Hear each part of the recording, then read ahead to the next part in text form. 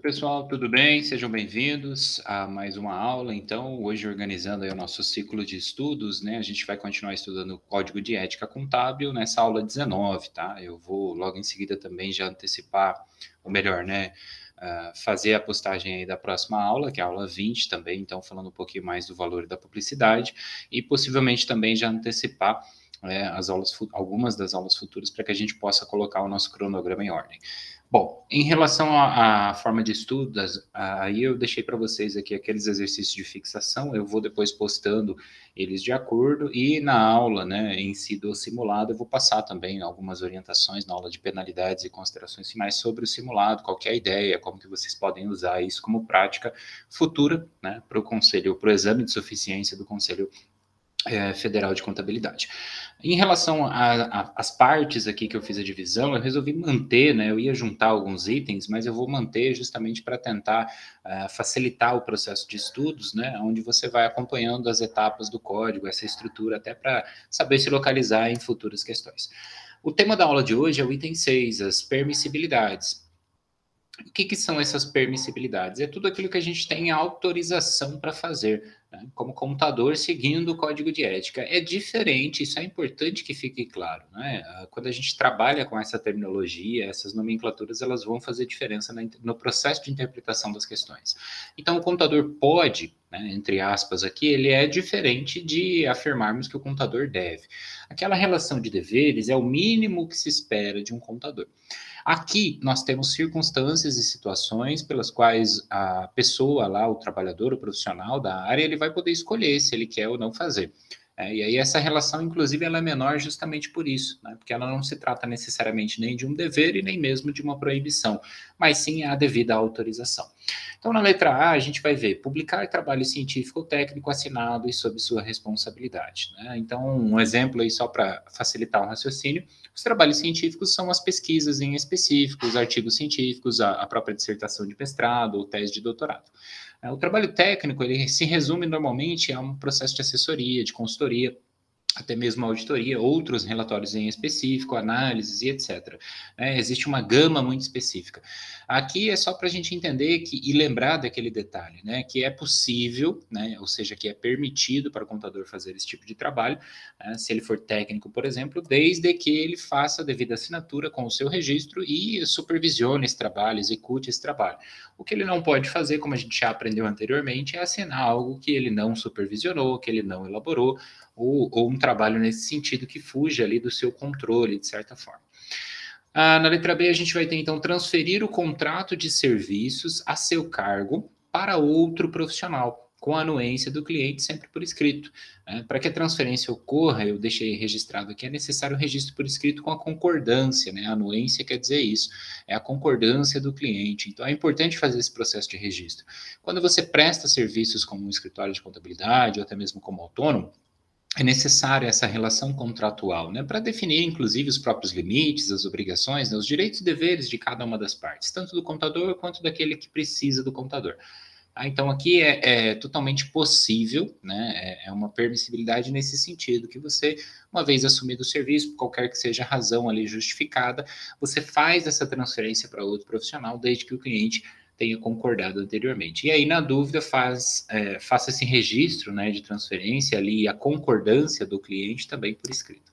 Transferir, na letra C, transferir parcialmente a execução dos seus serviços a seu cargo a outro profissional, mantendo sempre como sua a responsabilidade técnica. É isso que, por exemplo, permite o trabalho que é executado nos escritórios de contabilidade. Então, como a responsabilidade técnica é do registro daquele proprietário do escritório, ele contrata um auxiliar, né, o que a gente chama de auxiliar contábil, auxiliar fiscal, enfim. Aquela pessoa vai executar o trabalho e vai sempre fazer esse trabalho com a supervisão, né, daquele profissional que vai assinar o balanço, que vai assinar as demonstrações contábeis, os relatórios, enfim, supervisionar a parte da escrita fiscal e etc. Tá? Então, a ideia aqui é que essa divisão de trabalhos, ela de fato possa acontecer, porque senão, né, se o profissional só pudesse trabalhar sozinho, seria muito difícil atender toda a demanda que existe, né, todo o volume de serviço que existe, principalmente para a área tributária no Brasil. Então, é só para exemplificar aqui, tá? Mas não necessariamente você precisa estar contratado dentro daquele escritório, isso é importante explicar também. desde que a supervisão ocorra, havendo ali um vínculo, né, nesse sentido, a parcialidade aí acaba sendo relevante. Então, eu não posso pegar um serviço, passar para outro profissional totalmente, né, integralmente, e simplesmente assinar depois. Tá? Então, eu preciso fazer essa transferência parcial. Por isso que normalmente se divide, né, trabalha-se ali dentro dos escritórios, principalmente. Tá? Mas em virtude de circunstâncias em específico, é possível que isso ocorra. E aí nós continuamos aqui com o último item, como essas permissibilidades são menores, né? Está dito ali que é possível, né? É permitido, ou o computador pode indicar em qualquer modalidade ou veículo de comunicação seus títulos, suas especializações, seus serviços oferecidos, seus trabalhos realizados e também a relação de clientes. Mas aí muito cuidado. A relação de clientes ela só pode ser pública, né, uma vez que é autorizada pelo próprio cliente. Novamente, a gente remete àquela ideia, né? Então, tem esse registro de autorização, né, caso você pretenda fazer algo nesse sentido, faça por escrito, né? Para que haja aí efetivamente um controle, uma tranquilidade na divulgação dessas informações. Então, aqui, a gente só tem que entender, e nós vamos aprofundar essa ideia na hora de falarmos um pouquinho sobre o valor e o aspecto da publicidade, é possível sim fazer esse trabalho de divulgação. Um cuidado que você tem que ter, né, que a gente vai ver a seguir na próxima aula, é em relação à forma como isso acontece, tá? Então, aqui no caso, tem que sempre remeter aos títulos e especializações e serviços de modo geral, numa forma muito específica, tá? Então, não confundir aí com aquela propaganda mercantil, né, como a gente fala, que é o menor preço ou algo nesse sentido. O trabalho profissional do computador técnico aqui, científico, ele vai ter uma outra natureza, então ele é tratado de forma diferente também nesse aspecto. Bom, então, só para fechar o raciocínio, como eu disse, é uma aula mais reduzida, né? As permissões, elas são diferentes das obrigações, isso tem que ficar bem claro. E as permissibilidades são direcionadas justamente àquilo que remete à conduta ética do profissional. Então, as questões técnicas, se pode ou não pode utilizar uma metodologia, por exemplo, a gente tem lá o controle de estoque. Aí nós sabemos que tem três grandes formas, né, de executar esse controle, principalmente ali aplicando a ideia do controle de estoque permanente.